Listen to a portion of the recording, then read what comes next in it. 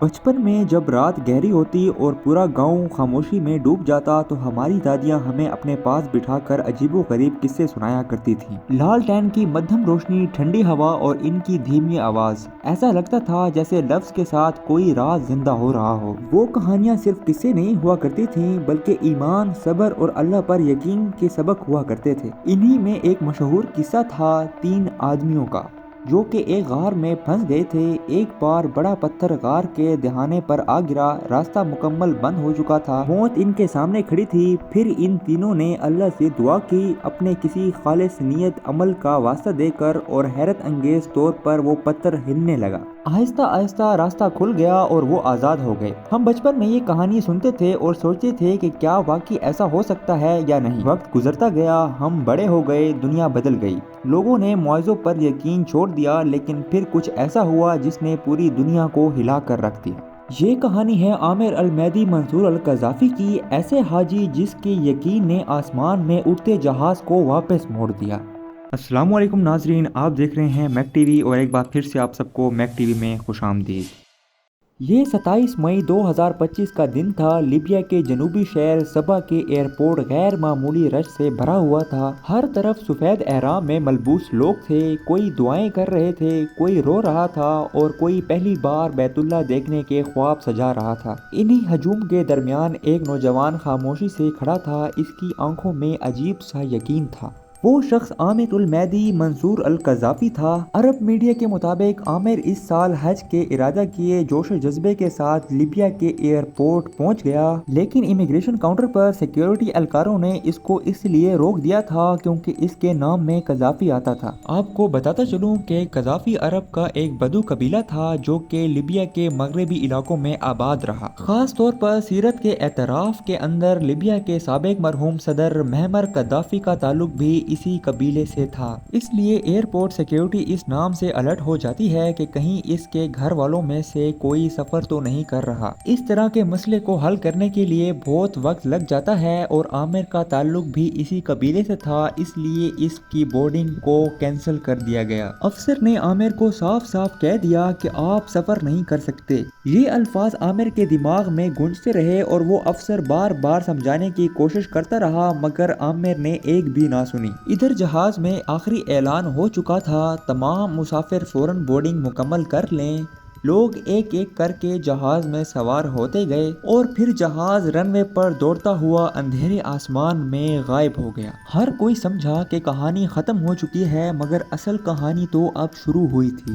عامر المہدی وہیں کھڑا رہا، نہ اس نے شور مچایا، نہ اس نے غصہ کیا، نہ وہ واپس گیا۔ بس مسلسل ایک جملہ دہراتا رہا، میں حج پر ضرور جاؤں گا، یہ جہاز میرے بغیر نہیں جائے گا۔ لوگ اسے حیرت سے دیکھنے لگے اور اس کو پاگل سمجھنے لگے۔ کسی نے ہنس کر کہا بھائی جہاز جا چکا ہے، کسی نے تسلی دی اگلے سال چلے جانا، لیکن اس کی نظریں آسمان پر جمی رہیں۔ پھر کچھ ہی لمحے بعد وہ ہوا جس کی توقع کسی نے بھی نہیں کی تھی۔ اچانک ایئرپورٹ کے کنٹرول روم میں خطرے کا الارم بجا۔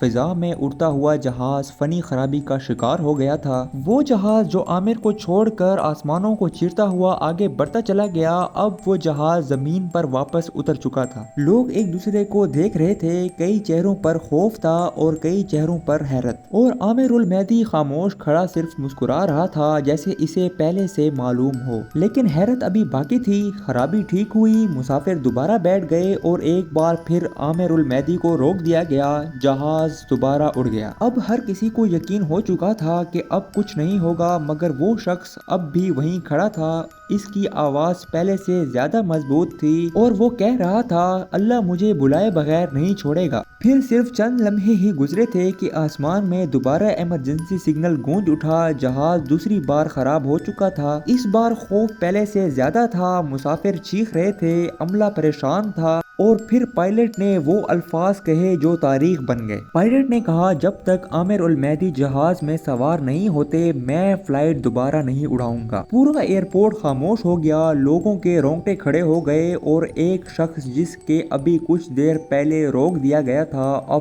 پورے جہاز کے سفر کی کنجی بن چکا تھا۔ پھر آخرکار اسے جہاز کی طرف لے جایا گیا۔ وہ آہستہ آہستہ چل رہا تھا، سفید احرام ہوا میں لہر رہا تھا، آنکھوں میں آنسو تھے اور ہونٹوں پر صرف ایک لفظ تھا अल्हम्दुलिल्लाह। जैसे ही वो जहाज में दाखिल हुआ, मुसाफिरों ने बुलंद आवाज से तकबीर बढ़ाई और हैरत की बात, इसके बाद वही जहाज बगैर किसी मसले के सीधा मक्का की तरफ रवाना हो गया। दुनिया भर में इस वाक़े की वीडियो फैल गई, लोग हैरान थे। कोई कह रहा था जब एक जहाज दोबारा तुम्हारे लिए वापस आए तो समझ लो तुम्हारा रब तुम्हें बुला रहा है। कोई कह रहा था ये मुआजिज़ा है और कोई कह रहा था कि ये यकीन की ताकत है। और शायद ये वाक़या इन्हीं पुरानी कहानियों जैसा लम्हा था जो कभी हमारी दादियाँ सुनाया करती थीं। फर्क सिर्फ इतना था, इस बार गार का पत्थर नहीं हिला बल्कि आसमान में उड़ता हुआ जहाज रुक गया था। क्योंकि जब दिल सच्चा हो और यकीन मुकम्मल हो तो कभी कभी आसमान भी इंसान के लिए रास्ता बदल देते हैं। ये थी आमिरुल मेहदी की कहानी। ये कहानी आपको कैसे लगी कमेंट सेक्शन में ज़रूर अपनी राय का इजहार कीजिएगा। इस तरह की मज़ीद कहानियाँ सुनने के लिए आप हमारे चैनल को सब्सक्राइब कर दें और बेल आइकन भी प्रेस कर दें ताकि हमारी हर आने वाली वीडियो आप तक पहुँच सके। मिलते हैं अगली वीडियो में, तब तक के लिए आप अपना ख्याल रखें।